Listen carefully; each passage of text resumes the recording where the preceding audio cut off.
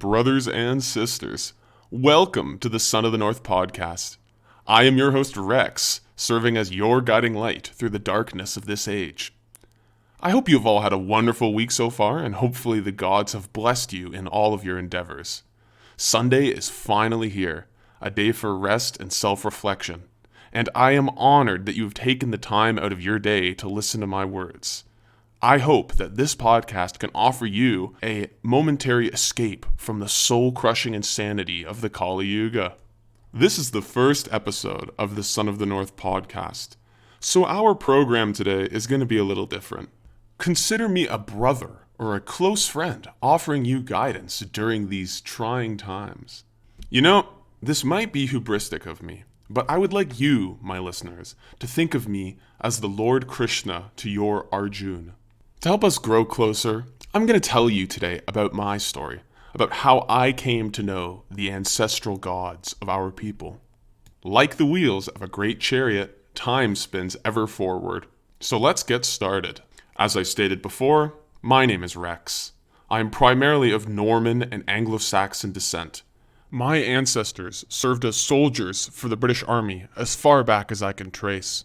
For this reason, I can say with confidence that I belong to the warrior or ruling caste of the Indo-European tradition, what our Hindu brothers would refer to as a Kshatriya. Now, of course, my ancestry, and your ancestry for that matter, goes back much farther than this, back to the nomadic tribes on the Eurasian steppes, but that's a story for another day.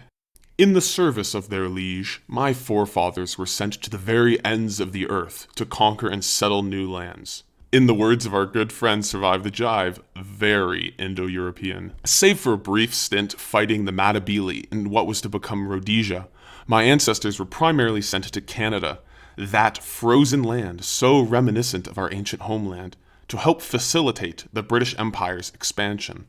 Despite what your liberal history teacher might have taught you in school, these British soldiers, my ancestors, were molded by the harsh Canadian wilderness into a new tribe, a new people that I would argue are just as indigenous to North America as those tribes that crossed the Bering Sea land bridge tens of thousands of years ago. Canada's harsh winds and unforgiving frigid temperatures forged my ancestors into courageous and tough warriors. These Canadian soldiers were able to defeat many a tough enemy, including many enemies that could not be bested by our British overlords themselves, most famously at the Battle of Vimy Ridge during the First Brother War. But this is not a military history podcast. My great-grandfather's rewards for fulfilling their martial dharma were plots of land in southern Canada. This land was in turn sold by my grandfathers, who turned to opening businesses. These businesses were not taken over by my parents, who instead turned to working for others. Now, I say this with no intended disrespect, but the actions of these past few generations certainly neglect our Dharma. This neglect of Dharma could perhaps explain the rapid acceleration of the Kali Yuga we've seen in the past few centuries.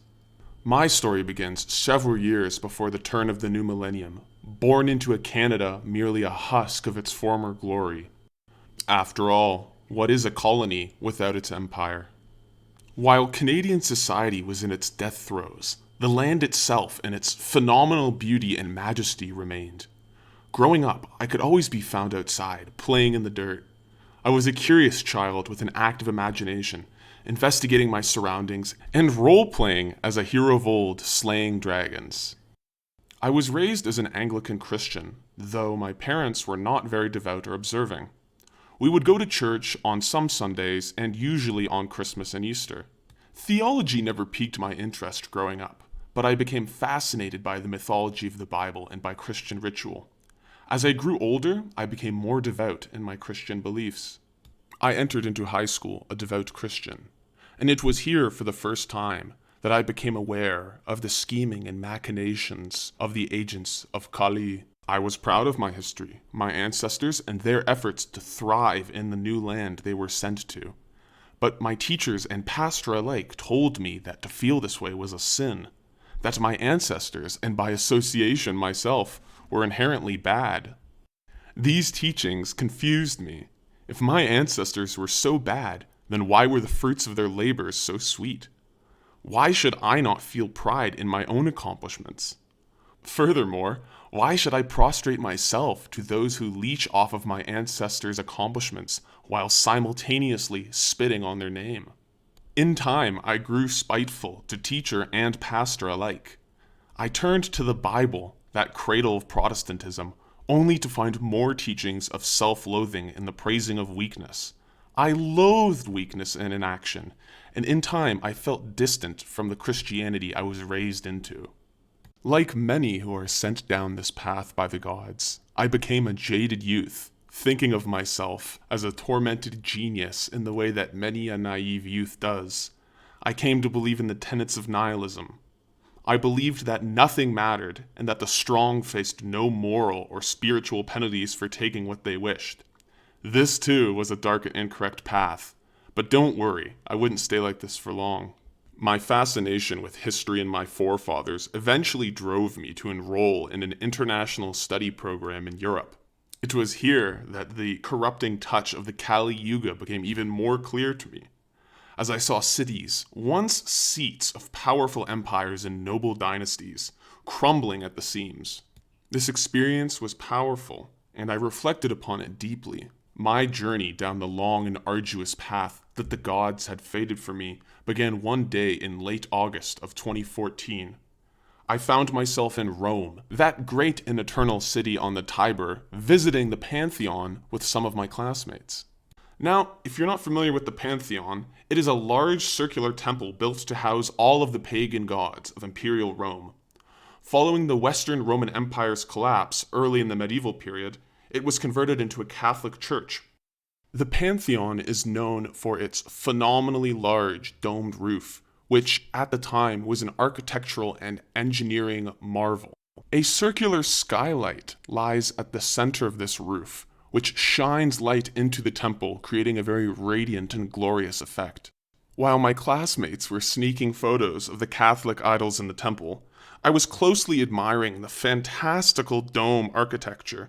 As I was scanning the dome's interior, my eyes eventually drifted to the hole in the center of the ceiling. I was immediately unable to look away, and while I had been feeling fine prior to this incident, I suddenly felt an overpowering warmth within my chest and between my brows. This warm pressure was so overwhelming that I collapsed and fell to one knee. A couple of kind strangers rushed to me and helped me back to my feet. While I had regained my footing, I was still feeling nauseous and felt revolted by the objectively beautiful icons and statues in the church. This bewildered me, so I quickly left the Pantheon to get some fresh air. I found a nice spot to lie down in the otherwise crowded piazza outside and stared up at the sky, trying to compose myself. It was a beautiful summer day, with clear blue skies, and a nice breeze to help relieve the normally oppressive Roman summer heat. Now, the thousands of tourists around me probably looked at me like I was some nutcase, but I really didn't care at the time. In the distance, I heard the cries of a horse, probably being used for one of those silly carriage taxi tourist traps. I took a deep breath, and I was feeling at peace, much better than I had been feeling only minutes before. This bizarre and powerful experience re-sparked my interest in religion and divinity. I believed that someone was reaching out to me, though I wasn't sure who at the time. Trying to be logical, I concluded that my reaction to the icons in the church meant that it probably wasn't the Christian God I was being contacted by.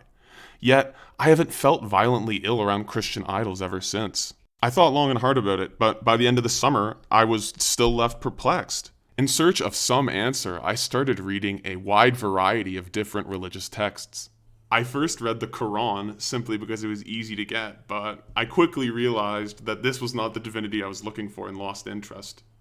I then moved on to read the Torah and parts of the Talmud, and while this was eye-opening in many ways, it did not bring me any closer to my answer. However, my exposure to these Jewish texts did introduce me to the idea of an exclusively ethnic religion, which was something so foreign to me given my Christian upbringing. The idea of a religion that was exclusive to a particular group of people really started to interest me, So I tried to find some texts from other ethnic religions and started reading some Hindu texts as well as some works from pre-Christian Europe. While not all of these texts resonated with me, I knew that in these Hindu and pagan texts I was getting closer to the divinity that I sought, that same divinity that I had encountered back on that fateful day in Rome.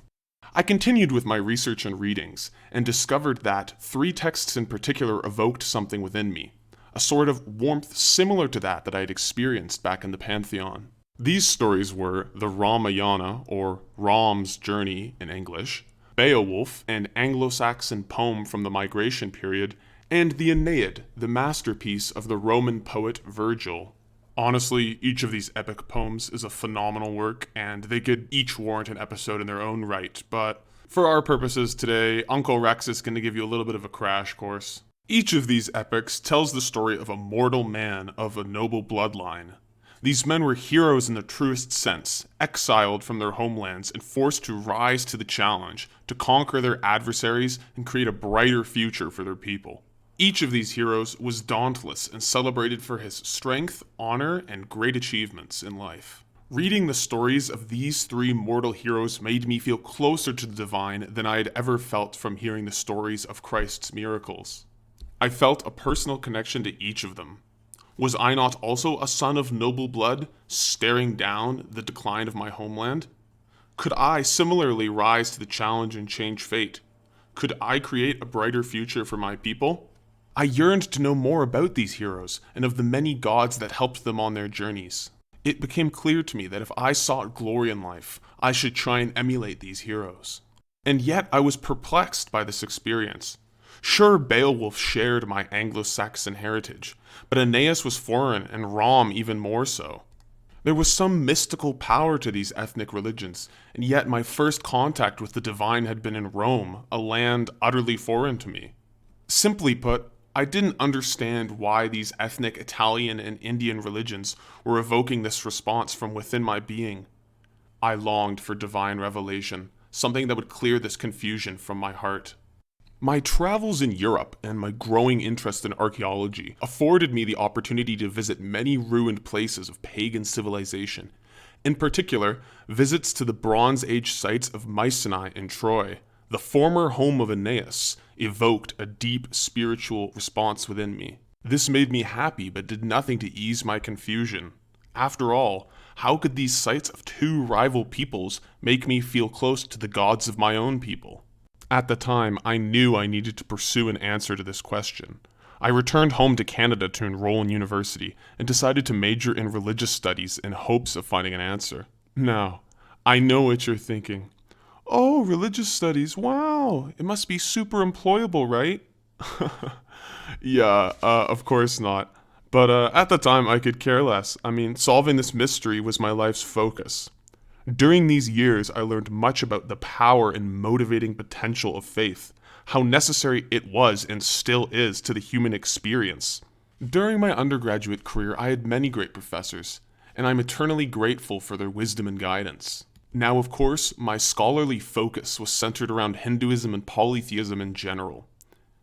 In the fall of my 2nd year, I enrolled in a course on mythology. The professor teaching this course, a younger charismatic type, no doubt sleeping with some of my female classmates, introduced me to the field of comparative mythology through the works of Joseph Campbell.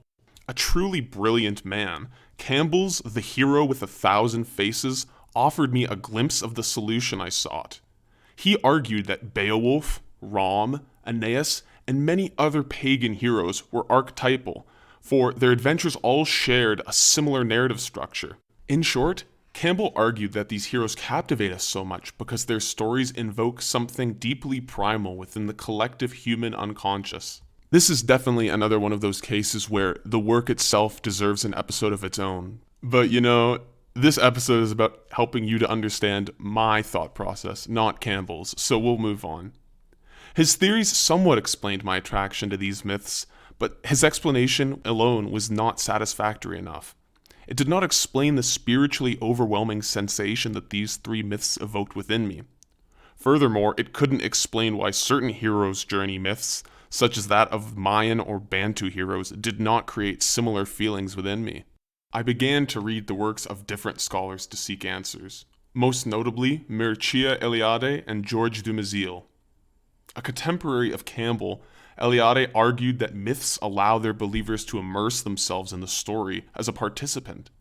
This so-called return to the myths evoked religious experiences which were very real and important to the believer. Dumézil offered the final piece of the puzzle, for through his comparative mythology I came to learn of the Indo-European hypothesis, though it's not really much of a hypothesis considering the amount of evidence supporting it, but I'm sure there are some academics who would think otherwise. Through the works of Dumézil and other Indo-European scholars like Maria Gimbutas and Colin Renfrew, who, funnily enough, I would meet a few years later, I began to see the bigger picture. While Rom, Beowulf, and Aeneas all hailed from different cultures, which would have been ultimately foreign to each other, they were all ancestrally Indo-European. Though each of their stories was different, these three heroes ultimately embodied the archetypal traits that their Indo-European ancestors, our Indo-European ancestors, would have used to define a hero.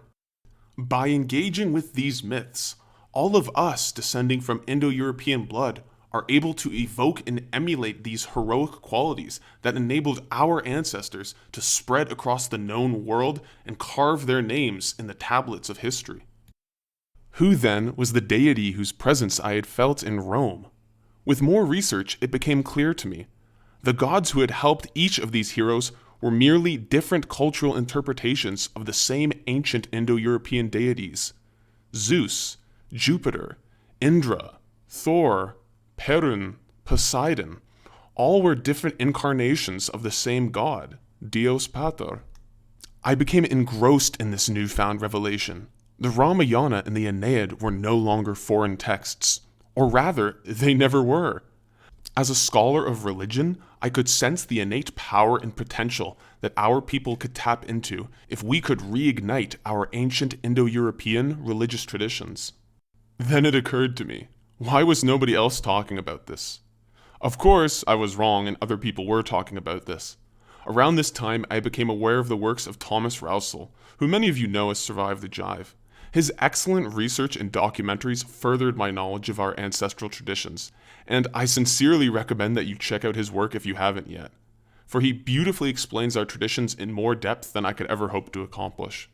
Through the works of these brilliant and noble academics, the gods had revealed my purpose, to help uncover and revive our ancient ancestral traditions. I decided that in order to do so, I would have to proceed to the source of these traditions, our ancestors' homeland, the steppes. Alright, so you guys have been listening to me ramble on about myself for a little bit. So we're going to take a momentary pause in this program for a little break. I would recommend that you get up, do some stretching if you've been sitting down. Make sure to stay hydrated, perhaps grab a nice drink. That brings us to today's sponsor, milk. I mean, what is there to say about milk, If you're not drinking milk, you're pretty much a lost cause at this point. Like, what are you, lactose intolerant? That's not very Indo-European, bruv. I want to take this time to thank you for following along in the podcast so far. Now, I'm sure some of you are expecting a more in-depth conversation on a particular topic, and I promise you we're going to get to that point eventually, but I truly believe that it's important for you to understand a little bit about myself and my worldview before we get on to these more in-depth topics.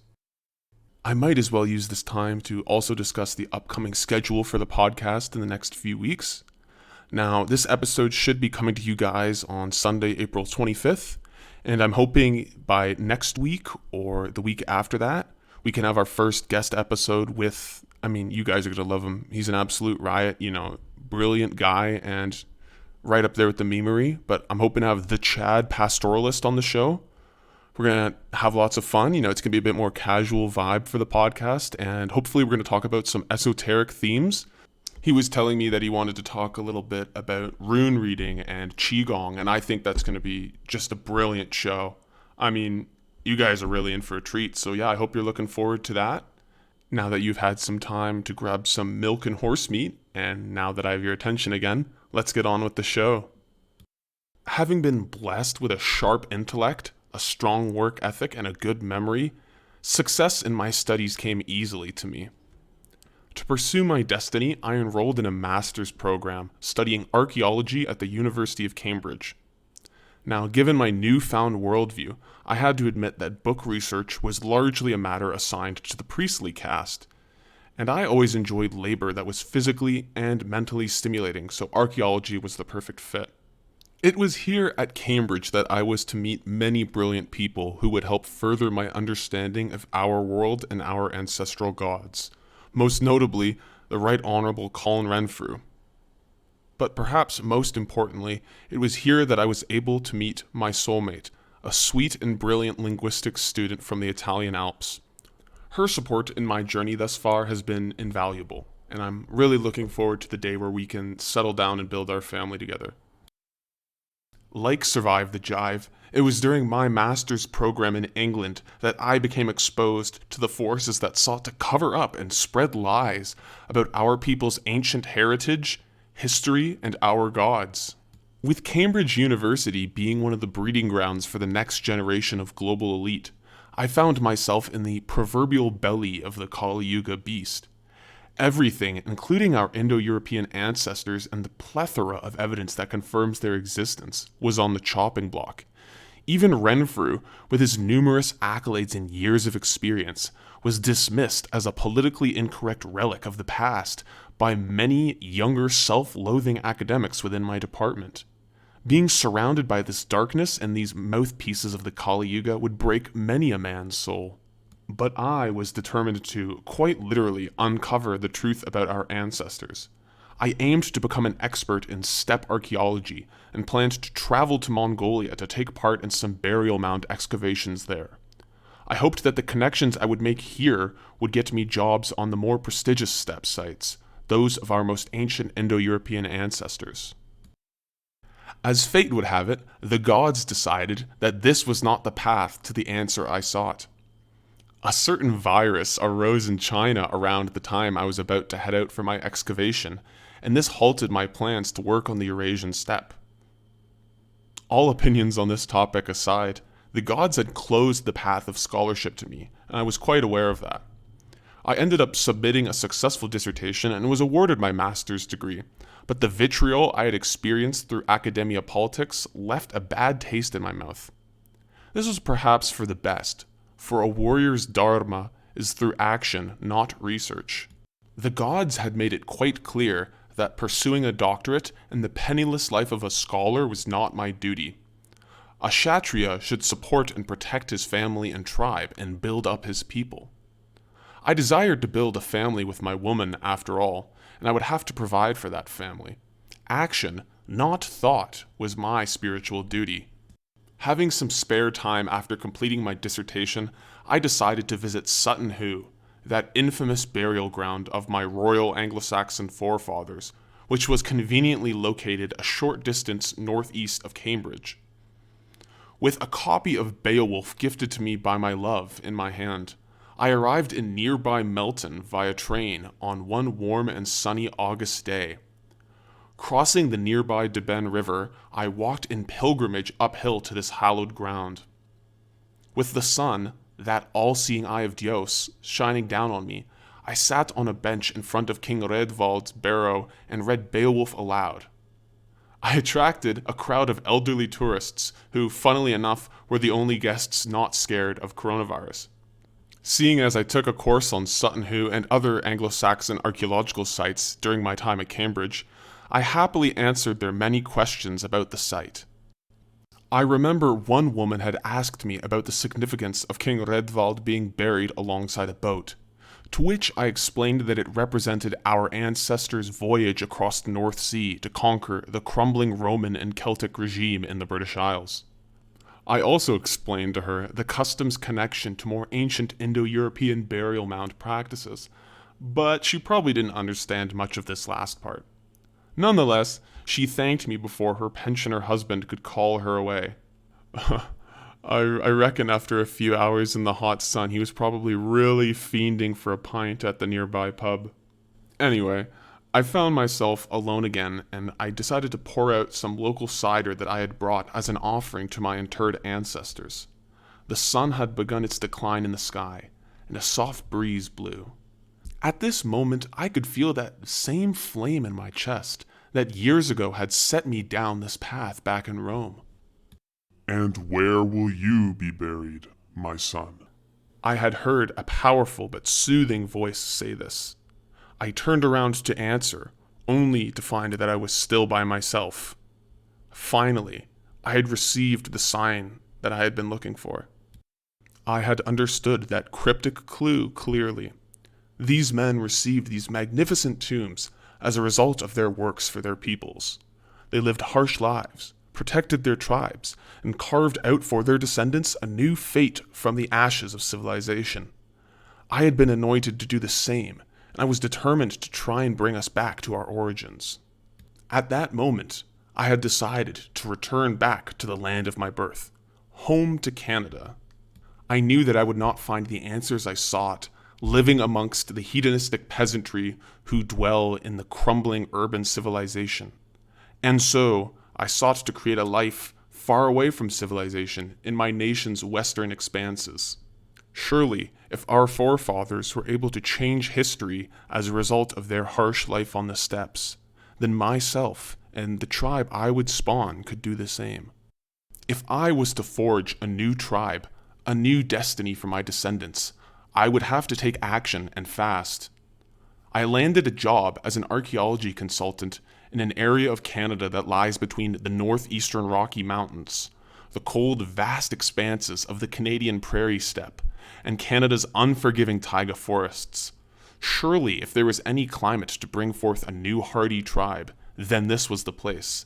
In my new setting, I have set about to learn new survival skills, once common amongst our ancestors, that have now been lost to the general populace. I seek to combine these new skills, hunting, fishing, foraging, and the martial arts, with my knowledge of our ancient ancestral beliefs and traditions, so that I can offer our youth and children a new path forward.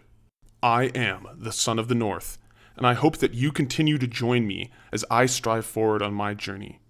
My story, and the story of our people, is far from over. Thank you for tuning into my podcast today. May the gods shine down their fortunes upon you and your loved ones.